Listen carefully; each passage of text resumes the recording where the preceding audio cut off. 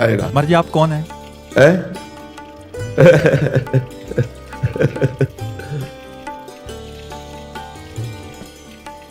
इस उत्तर का खोज करें तो मौन ही निकलता है और कुछ निकलता ही नहीं है। मौन, इसका उत्तर जो है वो मौन ही निकलता है। हाँ, प्रकट में वचन के द्वारा हम ये कह सकते हैं हम राधा दासी हैं, हम प्रियजू की सहचरी हैं, लेकिन क्या हमारा स्वरूप है? इस पांच भौतिक प्राकृतिक वाणी की सामर्थ्य नहीं जो हमारे स्वरूप का वर्णन कर सकते। जी हम जैसों को अनुभव हो सकता है उसको? हो सकता है, जब पूर्ण आज्ञा का पालन करते हुए आप अनुभव करना चाहें और हम कराना चाहें। आप अनुभव करना चाहें, हम कराना चाहें तो हो सकता है। जो किशोरी महात्मानम किमी सुकुमारी कले, जो किशोरी जी का स्वरूप है ठीक प्रतिबिंब रूप सहचरी होती है। जो लाडली जी का स्वरूप है कि कोटि कोटि रसना जो रोम रोम प्रति होए, प्यारी जू के रूप को न प्रमाण कहो जात है। ऐसे ही करोड़ों रसना हो तो प्यारी जू की सहचरी का स्वरूप वर्णन नहीं हो सकता। लक्ष्मी कोटि विलक्ष लक्षण लसन लीला किशोरी सतई राधाध्यम ब्रजमंडलेति मधुरम राधा विधानम। करोड़ करोड़ लक्ष्मी आश्चर्यचकित हो जाए ऐसी राधा सहचरी है।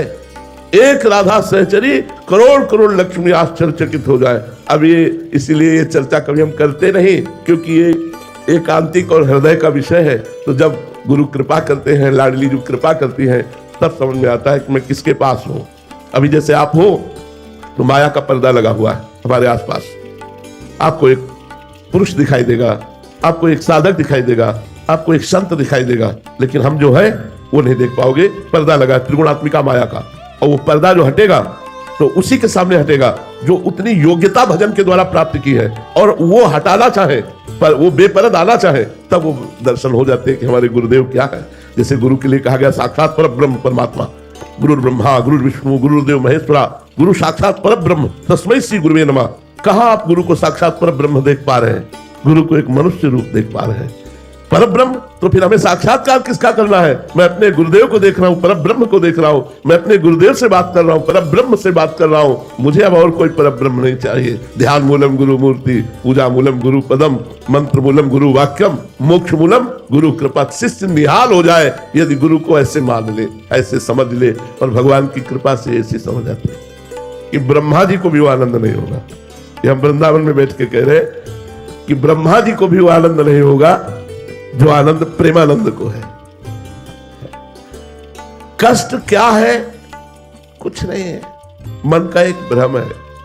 अगर मन सच्चिदानंद भगवान में लगा है तो कष्ट कोई अपना अस्तित्व नहीं रखता, क्योंकि आगमा पाइनो अनित्यास, नाशवान है, आने जाने वाले हैं। और भगवान सच्चिदानंद रहे। सावई मनः कृष्ण पदारविंदयो। यदि मन भगवान के चरणों में लगा है, नाम जब चल रहा है, कष्ट क्या है? कुछ नहीं है। आप कह रहे हो कि कष्ट कुछ है नहीं, मैं तो बहुत पीड़ित हूं, जैसे लोग कह सकते हैं। हम आपको फिर प्रमाण देते हैं कि हमारी जैसी पीड़ा नहीं होगी। पूरे शरीर में हर समय पीड़ा ही पीड़ा, कोई अंग नहीं जो पीड़ा न करता हो, क्योंकि किडनी फेल है। जरा सा इन्फेक्शन पूरे शरीर में हाहाकार मचा देता है। लेकिन कोई दिन अभी तक वर्षों से ऐसा नहीं हुआ कि कोई दिनचर्या टूटी हो। और क्या क्या नहीं हुआ होता है, तो जो पास रहते हो जानते हैं। लेकिन आपके सामने बिल्कुल शुद्ध, स्वस्थ, पवित्र। क्यों? क्योंकि भगवान का कृपा प्रसाद निरंतर प्राप्त होता रहता है, भगवान में चित्त जुड़ा रहता है, इसलिए हम हर समय आनंदित रहते हैं। कष्ट कष्ट ही नहीं है। भगवान का जहां स्मरण है वो कष्ट कष्ट ही नहीं है। कष्ट और विपत्ति तो तब है जब भगवान का स्मरण न हो। कहा हनुमंत विपत्ति प्रभु सोई, जब तो सुमिरन भजन न होई। भगवान का सुमिरन नहीं हो रहा, वही विपत्ति है। अरे जी, क्या आपको शरीर में कष्ट है ये समझ आ रही है? क्योंकि हम पास रहते हैं, दर्द तो होता है, बट महाराज जी उस समय आप क्या विचार करते हैं, या इसका ध्यान ही नहीं करते हैं, क्या होता है महाराज जी? ऐसे कष्ट नजर आता है जैसे पड़ोसी के नजर आता हो। हमको कष्ट ऐसे नजर आता है जैसे पड़ोसी के नजर आता हो। तो हम सुरक्षित है, शरीर बीमार है। अरे ये समझ नहीं आ रही महाराज जी। कैसे समझ में?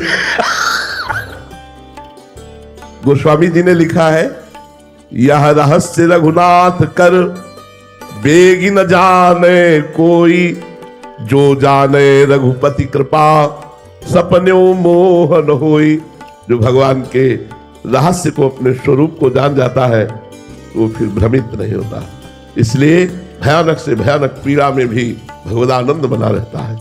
और भगवदानंद के प्रभाव से किंचन मात्र दुख का अनुभव नहीं होता। पहेली का कब रहस्य समझ आएगा महाराज? जब चित्त वृत्ति एक भी सेकंड के लिए संसार में नहीं जाएगी, केवल भगवान में रहेगी, तब इस पहेली का।